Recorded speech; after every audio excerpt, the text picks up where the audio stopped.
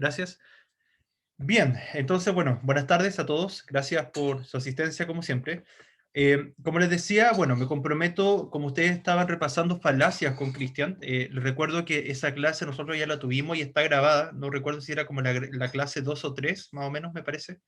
Pero era una de las primeras clases que les grabé de retroalimentación. Así que si tienen duda todavía de falacia, está ese material está el PowerPoint, está la explicación con los ejemplos.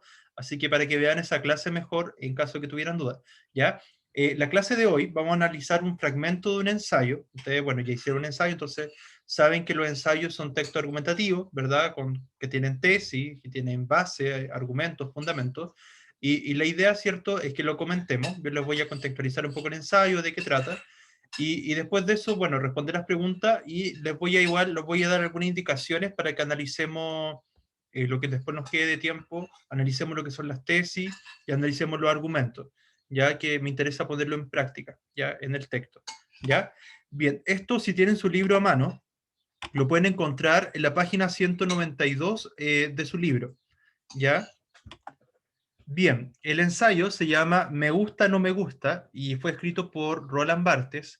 Roland Barthes fue un pensador, fue un filósofo francés, crítico literario igual, ya él, cierto, tuvo gran importancia en el estudio literario y acá en este ensayo, en este fragmento que vamos a leer, él ocupa una técnica literaria. No sé si ustedes han escuchado de la literatura contemporánea. ¿Saben lo que es la literatura contemporánea o la literatura de vanguardia?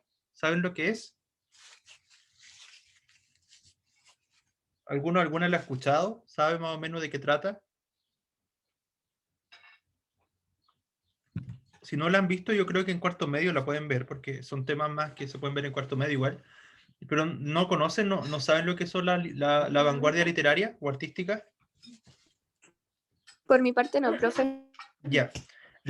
Bueno, les voy a contextualizar un poco. A ver, todo lo que es el arte de vanguardia, ustedes saben que la literatura, el arte, siempre responde a situaciones sociales, ¿verdad? Siempre responde a lo que está sucediendo en el momento, a un contexto histórico, ya como una forma de protesta o una respuesta social y cultural. Y la literatura de vanguardia no fue la excepción, ¿ya? La palabra vanguardia viene de una palabra o vocablo francés que significa o que es avant-guerre, suena como Avengers, pero es avant-guerre, ¿ya? Y significa literalmente vanguardia. Y resulta que ustedes saben que esto nace del contexto de las guerras mundiales, específicamente más o menos por la época de la Primera Guerra Mundial, ¿cierto? 1914. En esas décadas, ya más o menos entre 1910, 1920, 1925, ¿ya? Abarca más o menos esas décadas, ¿ya? Entonces, esta literatura y también expresiones artísticas a través de la pintura, ¿ya? Inclusive un poco a través de la música igual, pero sobre todo en el arte y la literatura, van a ser una forma de protesta, ¿ya? Una forma de protesta social frente a las consecuencias de las guerras mundiales, específicamente de la Gran Guerra o la Primera Guerra Mundial. Y en ese sentido, ¿cierto? Esta misma palabra, vanguardia, significa estar en la primera fila de un ejército. Es como lo que pasó con el estallido social, que era como la primera línea. Bueno, acá algo equivalente, la primera fila. Ya de manera contraria, los que están en la última fila en el ejército son los de la retaguardia, y los que están en la primera fila, los de vanguardia. Entonces, en ese sentido, se refiere a la literatura, al arte como una forma combativa de expresión artística para enfrentar esta represión, para enfrentar la guerra y todo lo que estaba pasando del mundo en ese entonces. ¿Ya? Es en este contexto, bien convulso, que estaba sucediendo en el mundo, donde surgen vanguardias como el surrealismo, como el dadaísmo, como el futurismo, el ultraísmo, ya, y tantos otros, ya, el cubismo también, el expresionismo, el impresionismo, ya en fin, en Alemania, en Europa, ya en general, y después eso llega a distintas partes del mundo. Y acá en Chile, una de las vanguardias que surgió acá en Chile fue el creacionismo de Vicente Huidobro, ya, pero eso es otra historia, ¿ya? Hay dos vanguardias que a mí me gustan mucho, que son la del surrealismo y la del dadaísmo, ¿ya? El caso del surrealismo tiene que ver, bueno, la palabra surrealismo también es una palabra francesa que significa más allá de la realidad, ¿ya? Y que en el fondo abarca el mundo de los sueños, el mundo onírico, ¿ya? y aborda todo lo que tiene que ver con lo consciente y el inconsciente. No sé si ustedes, alguno por cultura general, he escuchado del psicoanalista Sigmund Freud. ¿Han escuchado de Freud o no? ¿Han escuchado de Sigmund Freud? ¿O han visto la serie de Netflix al menos? De Freud, hay una serie de Sigmund Freud, ¿no No la han visto? tengo Netflix. No, profe. Ya, tienen que ampliar su cultura general. Ya, a los que le interese la psicología, bueno, no he visto la serie, así que en realidad no la voy a recomendar porque a lo mejor la serie puede arrancarse con los tarros también. Así que no la he visto, pero hay una serie en Netflix que habla sobre Sigmund Freud, ya, y el padre del psicoanálisis. Y bueno, el surrealismo y también el dadaísmo, pero sobre todo el surrealismo, toman las ideas de Sigmund Freud de trabajar con el inconsciente. ¿Y por qué le nombro todo esto de las vanguardias? Porque la técnica que vamos a ver ahora en este ensayo, me gusta, no me gusta, Roland Barthes lo que va a ser una descripción caótica, una enumeración caótica, que es enumerar distintas ideas sin un orden aparente, escribiéndolas tal cual se le vinieron a la mente. Y esa es una técnica que ocupaban mucho los surrealistas. Hay una técnica que era el fluir de la conciencia, donde escribían todo aquello que se les venía a la mente sin filtro, sin pensar si estaba bien o mal lo que escribían, o lo que decían, sin pensar si es que la sociedad se oponía o no se oponía a lo que decían, ya, en el fondo sin sesgo, sin prejuicios, sin nada, simplemente escribir lo primero que se te venía a la mente, ¿ya? Entonces, Roland Barthes va a hacer este ejercicio de enumeración caótica, ¿ya? Eso era como para contextualizar. Yo creo que en cuarto medio a lo mejor, quizás con Cristian, bueno, conmigo, dependiendo con quién tengan, pueden ver este tema de las vanguardias. Si tienen conmigo el próximo año, ya sea retroalimentación o lo que sea, me recuerdan ver vanguardia, ¿ya? Bien, respecto a lo que dice el ensayo, dice, me gusta, ¿ya? Aquí él ocupa esta técnica que les decía de numeración caótica. Me gusta la lechuga, la canela, el queso, la pasta de almendras, el olor del heno segado. Me gustaría que un narices fabricase un perfume así. Un narices, acá me cabe la duda, pero siento, el narices a veces significa personas que se entrometen en ciertas cosas, pero también como lo asocia con los olores, a lo mejor alguien que tiene buen olfato, pero no sé, pero esa impresión. Después dice, las rosas, las peonías, la lavanda, la champaña, las posiciones ligeras en política, Clean Cold, la cerveza excesivamente fría, las almohadas chatas, el pan tostado, los cigarros, habanos, Händel, los paseos mesurados, las peras, los duranos blancos o de huerta, las cerezas, los colores, los relojes, las estilográficas, las plumas puentes, los entremeses, la sal cruda, las novelas realistas, el piano, el café, Pollock, Twombly, toda la música romántica, Sartre, Brecht, Verne, Faulkner, Einstein, los trenes, el Médoc, el Bussy, tener sencillo, Bubar, Pecuchet, caminar con sandalias de tarde por los caminos secundarios del Sudwest, el codo que forma el lador visto desde la casa del doctor de los hermanos Marx, el Serrano a las 7 de la mañana al salir de Salamanca, etc. Ya. Es lo que hace, como les decía acá, enumera muchas cosas y las describe, ¿no? O sea, es como, por ejemplo, si ustedes hicieran lo mismo, ustedes, por ejemplo, se hacen esta pregunta, ¿quién me gusta? Y empiezan a escribir todo lo que les gusta, ¿ya? Y eso, esta numeración caótica de escribir sin parar todo lo que le gustaba, ¿ya?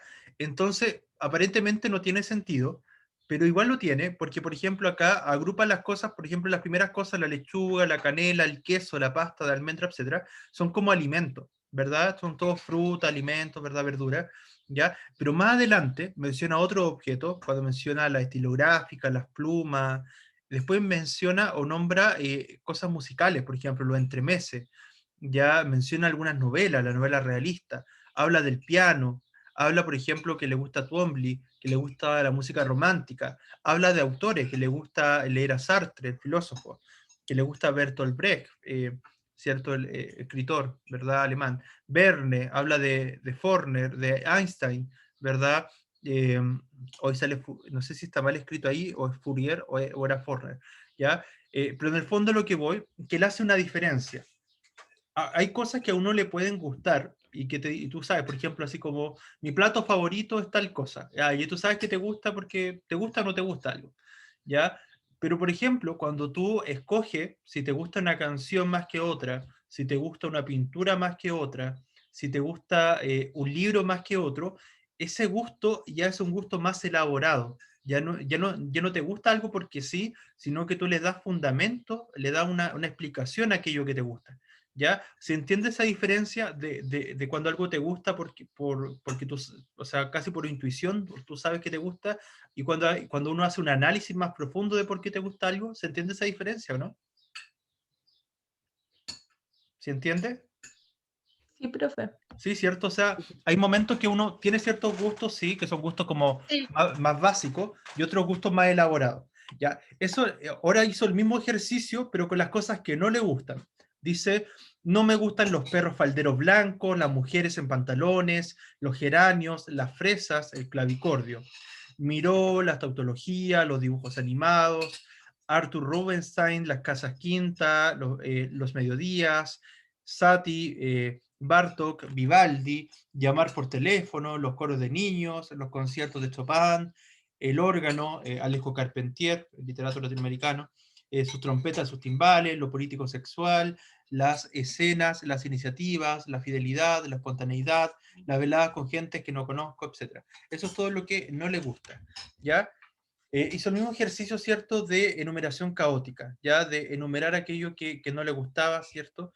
¿Ya? Lo importante, lo interesante de todo esto es la reflexión que hace ahora. Dice, me gusta, no me gusta. Esto no tiene la más mínima importancia para nadie, dice. Aparentemente no tiene sentido. Y sin embargo, todo esto quiere decir, mi cuerpo no es igual al tuyo. Conmigo, ¿cierto? En la última retroalimentación, habíamos visto, por ejemplo, el tema de la identidad, habíamos conversado sobre la identidad de las personas de raza negra, ¿cierto? Habíamos conversado también sobre la diversidad de los grupos sociales y de los grupos etarios, y cómo también cada grupo etario o cada generación, por ejemplo, los millennials, la generación Z, la X, los baby boomers, etcétera, tienen su propia identidad.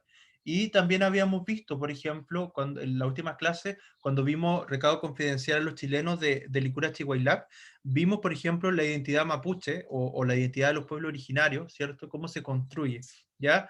Y nos faltaba ver, por ejemplo, la identidad individual, ¿ya?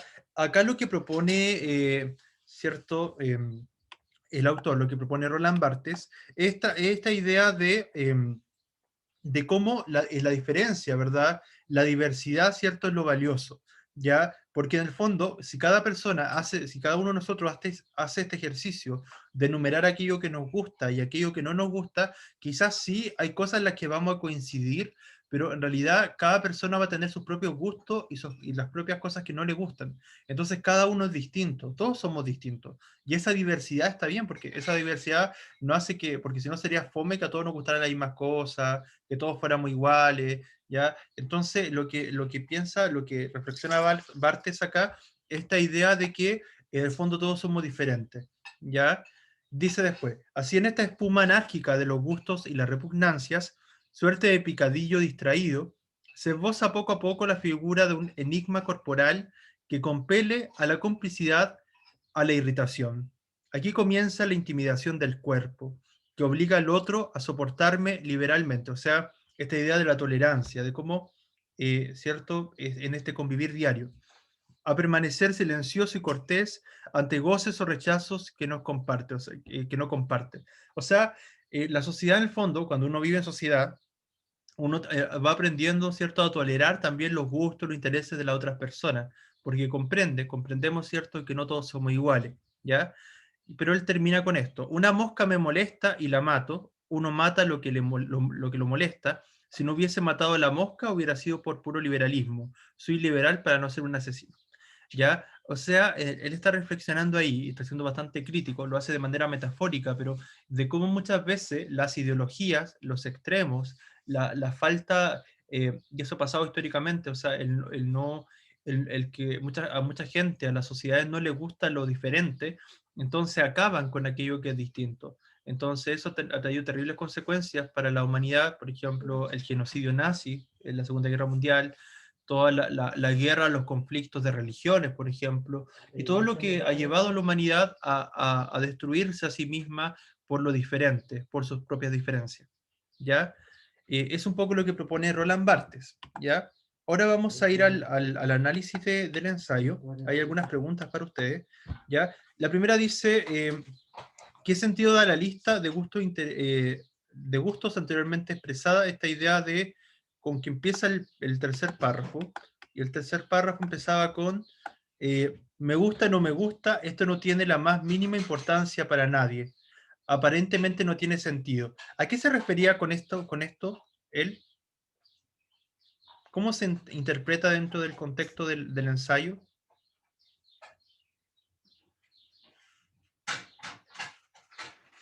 Me gusta, no me gusta, esto no tiene la más mínima importancia para nadie. Aparentemente no tiene sentido.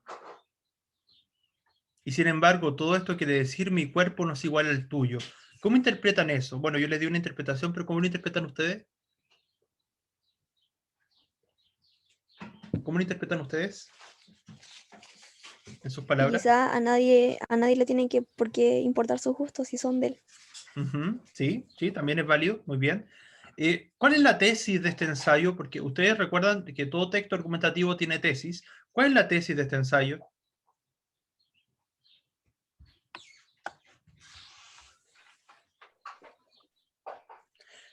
Pregunta de nuevo. ¿La tesis acá está al principio o está más hacia el final? ¿Dónde está la tesis en este ensayo? Al final. En el final, Más hacia el final igual, ¿cierto? ¿Ya? sí. Y todo esto de me gusta, no me gusta, ¿qué son dentro de un texto argumentativo? ¿Argumentos? Son los argumentos, bien Robinson, son los argumentos, ¿cierto? ¿Ya? No sé si yo les conté, me parece que sí, cuando vimos argumentación, que hay textos que son deductivos y otros que son inductivos. ¿Ya? Lo más frecuente, lo más común, es que encontremos textos deductivos que parten con la tesis al principio y luego van dando argumentos, garantía, respaldo, ¿cierto? Esos son los deductivos y van de lo más general a lo más particular. Sin embargo, en este caso, Roland Barthes hace un texto inductivo, ¿ya? Este ensayo que le escribió es inductivo porque parte de los argumentos, parte diciendo aquello que le gusta y luego parte diciendo aquello que no le gusta para concluir una tesis, ¿ya? Entonces la tesis se saca por conclusión acá. Entonces los argumentos primero y después se llega a la tesis. Entonces repito la pregunta de delante. ¿Cuál es la tesis de este ensayo? Si todo esto de que él dijo de me gusta y no me gusta eran sus argumentos. ¿Cuál es la tesis a la que llegó? ¿Cuál es la conclusión que sacó él? ¿Qué conclusión sacó? ¿Qué conclusión sacó Barthes acá? Profe, se me cortó el audio que estaba diciendo, perdón. Uy, no, pero lo vuelvo a explicar de nuevo. No, No, no, pero al final, se me cortó recién. la pregunta, ¿cuál es la tesis? ¿Cuál es la tesis que entonces si tenemos que todo lo que dijo de me gusta y no me gusta eran los argumentos, ¿cuál es la tesis entonces? ¿Cuál es la conclusión a la que llega? Yo creo de que al final dice como ya si algo no me gusta hacerlo, lo dejo de hacer. Con eso se refiere como metafóricamente a que si una mosca me molesta o una acción me molesta, la mato, la dejo de hacer. ¿Podría ser? Sí, podría ser una conclusión, sí, sí, sí. Pero más arriba, yo siento que hay una tesis que está explícita a lo largo del ensayo. ¿No la encontraron? Que está justo como conclusión después que dice me gusta, no me gusta tal cosa. Ya. Sí, eso mismo quería verlo. Profe, ¿puedo decirlo? Sí. Que para qué, si a nadie le importa, si yo soy yo y Ujú. Ya, no pero, tiene importancia. pero él dice algo ahí, dice, mi cuerpo no es igual al tuyo. Ya, Eso. esa es la tesis que él propone, que en el fondo, esa es la, ahí mira, otra cosa, hay tesis explícita y otra implícita. Lo explícito es lo que está literal, mi cuerpo no es igual al tuyo.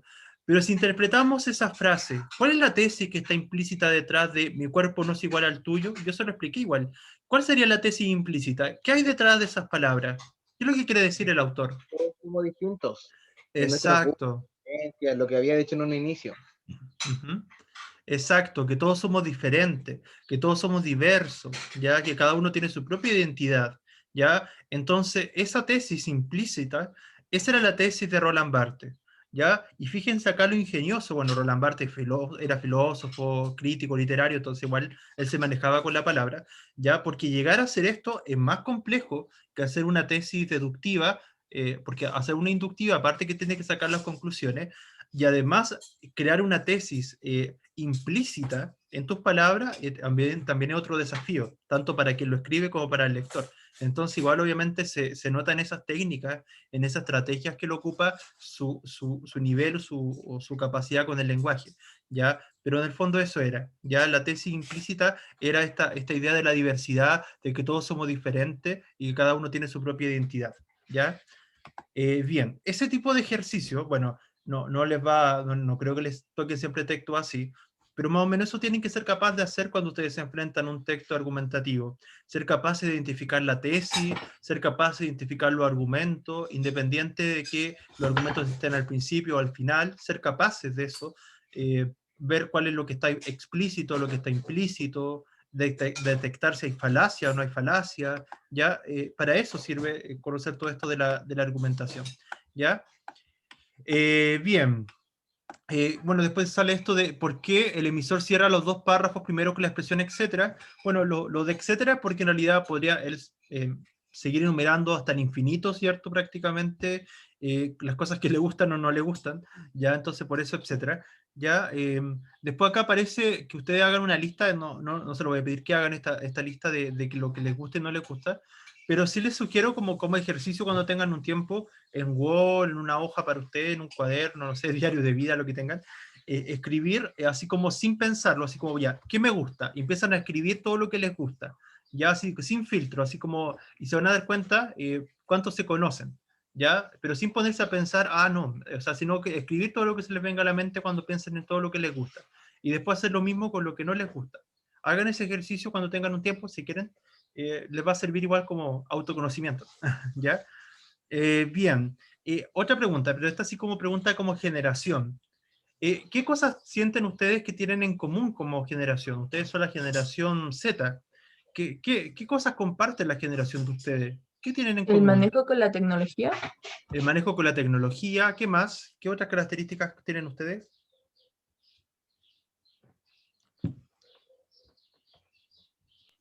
el no tener tanto miedo a expresarse como las generaciones anteriores, creo. Sí, también la capacidad de la libre expresión, sí, sí. El El ser uso, más consciente de la realidad social y política de nuestro país. sí, el ser más consciente de la realidad social, realidad política, también súper bien, muy bien. También quizás también el uso de las plataformas sociales, de las aplicaciones, quizás, ya, todo eso, ya. Entonces, como generación, uno comparte cosas, ¿cierto? O sea, hay una identidad ahí cultural, generacional, ¿cierto? Pero pese a eso, todos nos diferenciamos, ¿cierto? O sea, pese a que, por ejemplo, algunos ven la misma serie, algunos tienen gustos en común, o estilos musicales en común, ¿cierto? O formas de vestirse, o formas de hablar en común. Claro, porque, Profe, sí, sí, yo creo que igual tenemos eso como el poder respetar la opinión del otro y aunque a mí no me gusta lo mismo que le gusta a él, lo respetamos. No como las ujú, generaciones pasadas que si no le gustaba, fuera. Pero ajá. ahora como que somos más empáticos o respetuosos con el otro. Hoy Exacto, eso es muy cierto. eso también, muy buen aporte, muchas gracias. Sí, así es. Son más tolerantes, ¿cierto? Son más empáticos, como dice la compañera.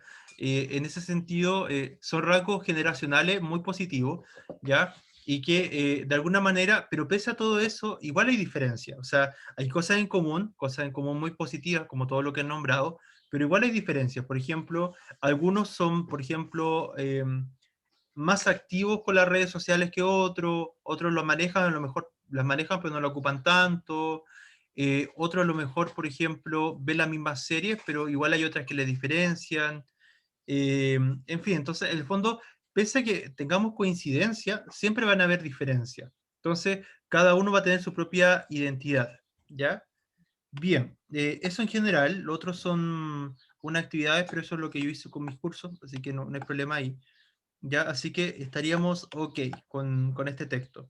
Ya, nos quedan alrededor de 15 minutos, ya, que quiero ocupar esos 15 minutos para resolver algunas dudas que tengan sobre la tesis, sobre los argumentos.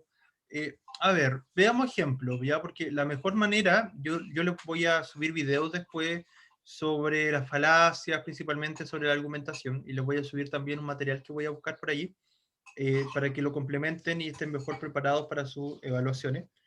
Pero, por ejemplo, a ver, pensemos una tesis, ¿ya? Y ustedes me van contando qué argumentos se podrían dar. Ya que estamos en pandemia, supongamos, pobre ministro de Educación, pero a ver, supongamos que el ministro de Educación el otro año, supongamos que seguimos en pandemia el otro año, y el ministro le da por volver a clase, ¿ya? Supongamos que el ministro dice, todos los colegios tienen que volver a clases presenciales, ¿ya? Pero todavía seguimos en pandemia. Pero supongamos que bajaron los casos, qué sé yo, estamos en fase 4, no sé, qué sé yo, ¿ya? Y pasa eso. ¿Qué podría argumentar alguien para que esté en contra de esa tesis del ministro de Educación que dijera que él dice todos los estudiantes deberían volver a clase, o todos los colegios deberían volver a clase, o todos los establecimientos educativos deberían volver a clase? ¿Qué podría argumentar alguien que estuviera en contra de esa tesis? ¿Qué se podría argumentar? Y es como, y los familiares que tienen y las personas, los alumnos que tienen algún familiar Ajá. que si se contagia se muere. Ajá, es un muy buen argumento, es un argumento por un lado lógico y por otro lado también persuasivo, porque hay un tema también emocional ahí, pero está bien, muy bien. ¿Ya? ¿Algún otro ejemplo, algún otro argumento también que se le ocurra? Muy buen ejemplo, Alejandra, muy bien. Ah, perdón, Alexandra.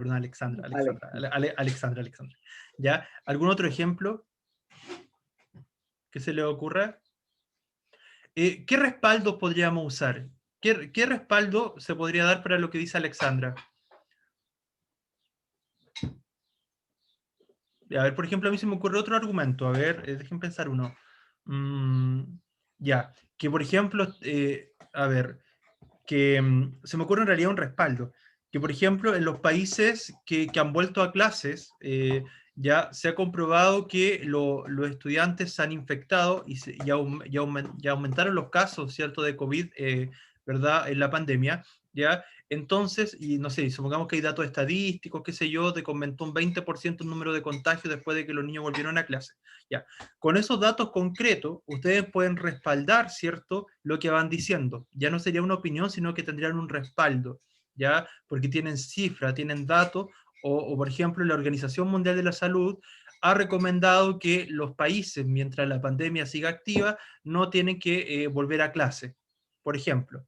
¿Ya? Y como lo dice la Organización Mundial de la Salud, la OMS, ya sería un respaldo, ¿ya? Porque es un argumento de autoridad. ¿Se entiende, cierto?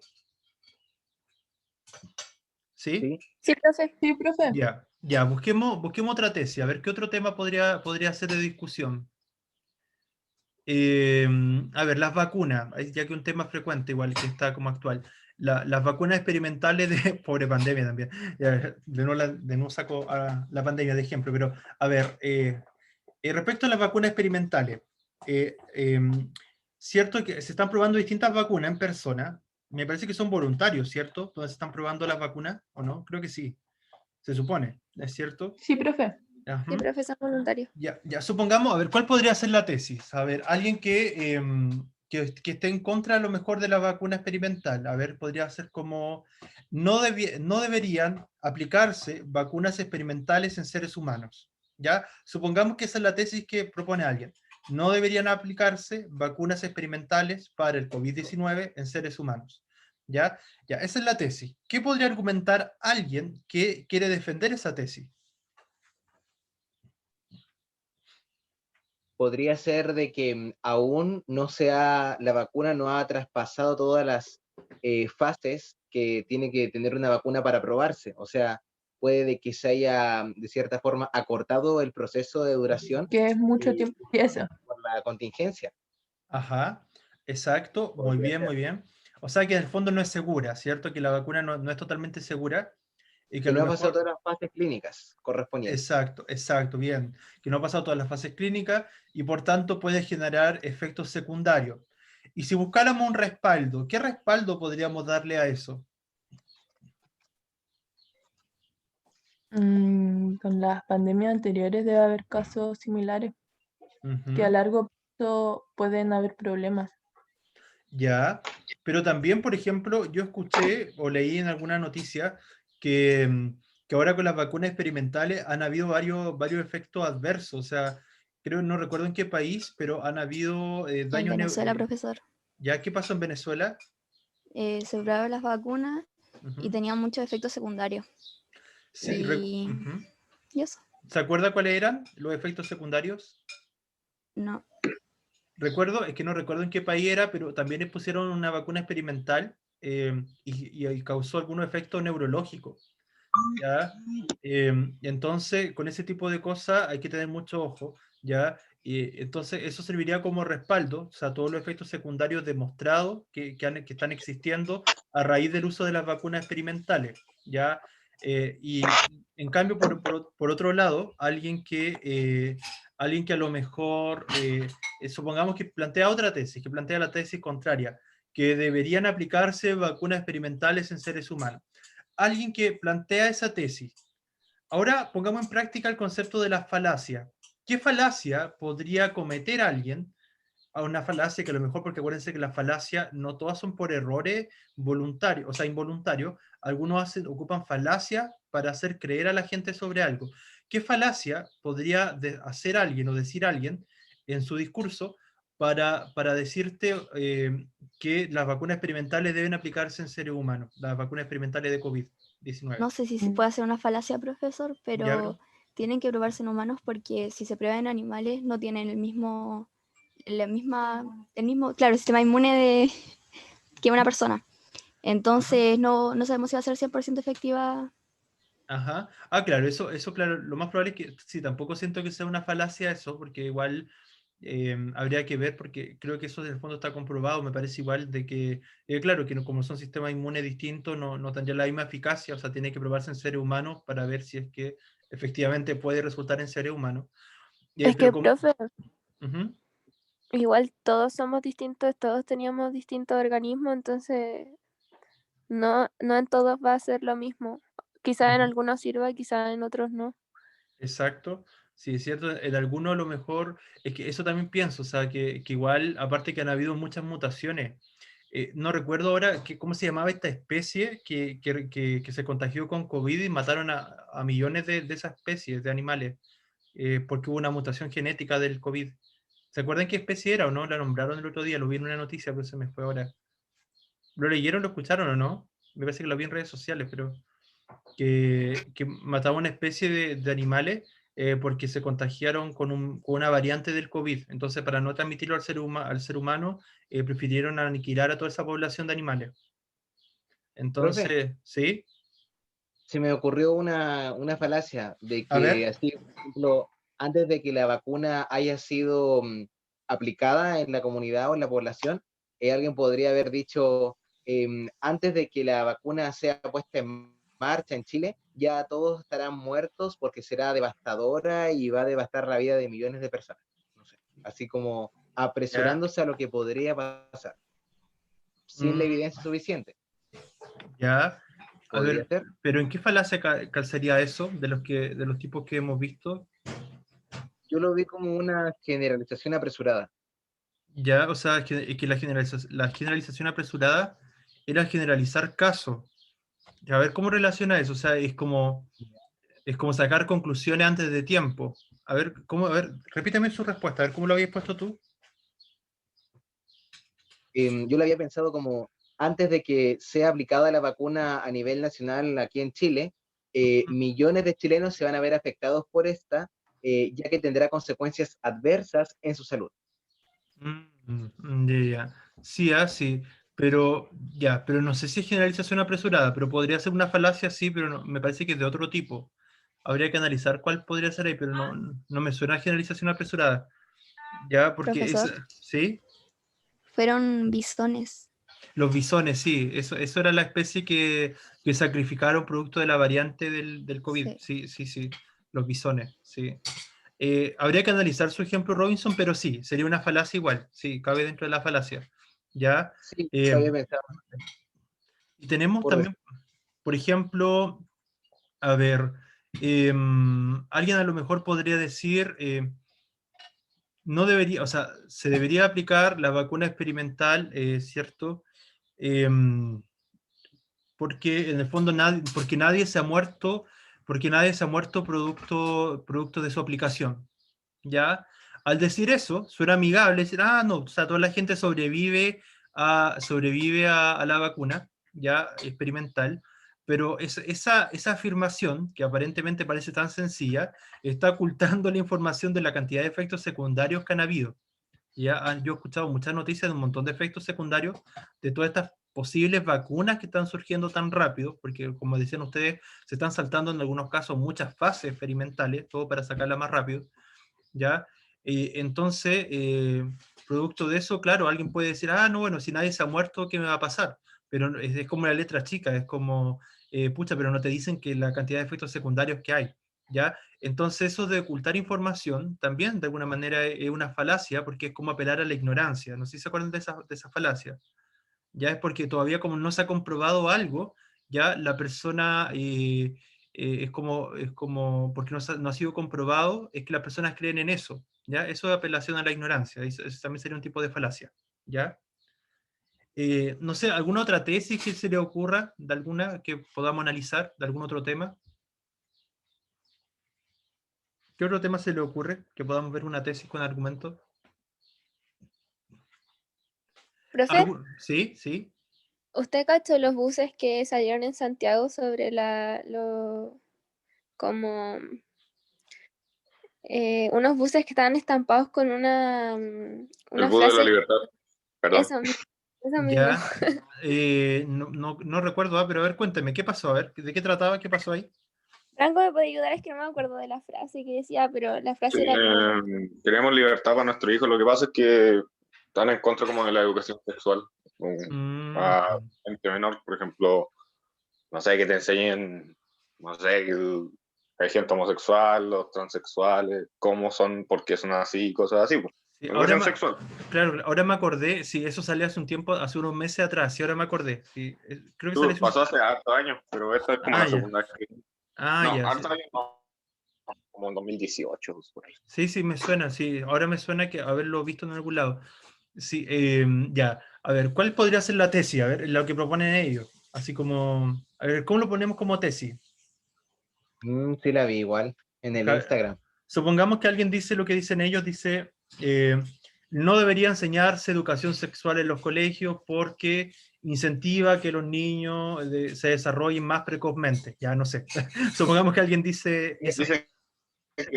Dicen que al enseñar educación sexual quieren transformar a los niños en homosexuales. Comprendo ya, comprendo ya. Entonces podría ser Es que, como... profe, su eslogan era, si naces mujer, no, si naces hombre, eres hombre, si naces mujer, eres mujer, si tienes pene, eres hombre, si tienes vulva, eres mujer. Y Sí, me punto, acuerdo. eso era algo así. Sí, no, además era como más chocante el discurso de ellos, fuera de eso. Era como más, claro, y fuera de eso, como que dejaba, hacía como una crítica a todo, o sea, implícitamente, o casi explícito también, había toda una especie de crítica ahí a toda esta teoría de género que han surgido en las últimas décadas, o sea, Era más que nada era odio hacia la... exacto. No, pero me la gente. refiero, pero en el fondo igual está atacando eso, pues está atacando en el fondo a las teorías de género que han surgido. Pero, a ver, sí, a ver, propongámoslo como una tesis, o sea, por ejemplo, no debería enseñarse educación sexual porque se está, no sé si ideologizando, pero se está ya ideologizando sí, ideologizando a las nuevas generaciones, ya, por poner un nombre. Ya, ¿qué podría decir como argumento alguien que esté en contra de esa tesis? Profe, que en las veces pasadas o cuando no enseñan educación sexual, Ujú, hay más personas con embarazo, por así decirlo, ujú. embarazadas y no Ya, saben del tema o pueden terminar con enfermedades de enfermedades. transmisión sexual. Exacto, exacto. Muy buen argumento, Alexandra. Sí, súper. Y de respaldo, ¿qué respaldo podrían ocupar? estadísticas de enfermedades de transmisión sexual en Chile en algunos años. Exacto, de cómo, a pesar que igual es engañoso, porque si bien en Chile y en otros países del mundo y de Latinoamérica, antes existían, por así decirlo, menos política hacia la diversidad sexual, hacia la enseñanza de la educación sexual, qué sé yo, en los colegios sobre todo, y ahora ha habido una mayor masificación. Sin embargo, igual han ido en aumento algunas enfermedades de transmisión sexual, ¿ya? Pero quizá ahí no pasa, y eso lo pueden ocupar como contraargumento las personas que piensen desde el otro lado, pero no pasa tanto porque, o sea, por un lado, ha aumentado la educación sexual, sí, sí está mucho más presente, pero lo que pasa es que todavía también siguen aumentando las enfermedades de transmisión sexual, por ejemplo, o los embarazos no deseados. Entonces ya no pasa por un desconocimiento de los métodos anticonceptivos o las formas de cuidado, sino quizá surgen otras cosas.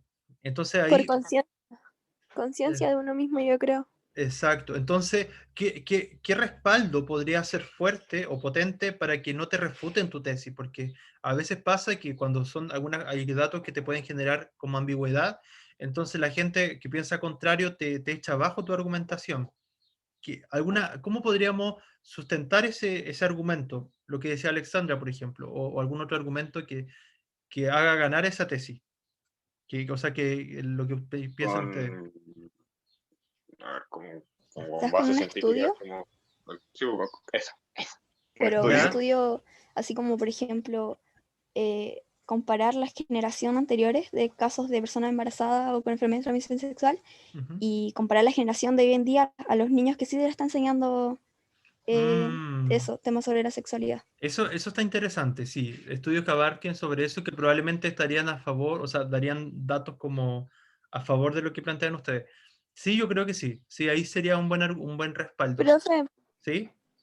igual yo quería hacer como testimonios de personas que tengan Ujú. una enfermedad de transmisión sexual y que le dé la charla y que los niños vean como lo chocante que es para él ver a una persona y que no puede hacer algunas cosas o que esté como... O inclusive se eh, podrían romper estigmas, por ejemplo, ya porque siento que hay muchos estigmas también todavía.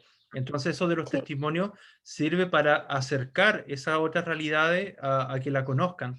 Entonces en realidad eso sirve para desestigmatizar, ¿cierto?, a la población de que no, porque vivimos en una sociedad todavía con muchos prejuicios frente a estos temas, más allá de que se quieran abordar o no se quieran abordar, todavía hay muchos prejuicios hacia estos temas. Entonces, sería bueno lo de los testimonios para romper un poco los prejuicios, ¿ya? Y eso sería más bien con convencer o persuadir. ¿Con qué tendría que ver eso? Convencer, porque conven- está demostrando estudios científicos y está Ya, lo de dando. los estudios científicos, convencer, y lo de los testimonios, Eso sería más persuadir, más porque persuadir, persuadir, ¿cierto? ¿Cierto? pero Porque, no tanto tirando. la palabra persuadir, sino que solamente demostrar una realidad distinta. sí, pero el hecho tuyo de poner ejemplos concretos en persona y conocer su realidad y sus testimonios, igual te lleva más a la persuasión, ¿ya? Es como lo que hace la Teletón un poco, ya cuando te muestra casos de niños con algún tipo de discapacidad, o ya, un poco pasa eso, apelar a la persuasión, ¿ya? Cada vez que te muestren testimonio, por lo general tiene que ver más con persuasión, ¿ya? Bien, chicos, estamos en la hora, pero creo que se entendió Profe. más los ejemplos. En general, ¿se quedó más claro o no? Sí, sirve para Sí, refrescar la memoria. Ya, súper, súper, súper. ¿Llegó alguien Profe, atrasado, atrasada? Por ejemplo, anoté a Escobar, anoté a Corró, que vi que habían llegado. ¿Alguien más aparte de ellos, después que pasé la asistencia? Profe, la carta no se metió, pero porque está en el doctor. La ley me dijo que estaba ocupada en el médico. Catalina, ¿cuánto? Martínez. No, Aranda. Aranda. Ah, la Aranda, ya. Ok, la voy a dejar presente igual, a Catalina Aranda. Bueno, chicos, espero que les haya servido, que les vaya bien. Ya nos vemos la próxima igual- semana. ¿Ya? a ustedes, Cuídense. profe, que tengan un buen Chao. día. Igual, chao, Chao, Chao, gracias, chao. profe. Perdón. Chao, que esté muy Cuídese, vaya bien. donde la ovejita. Chao, profe. Chao, Profe. chao, que esté muy bien. Chao, cuídense. Cuídese. Chao, chao, chao, que esté muy bien. Adiós. Chao.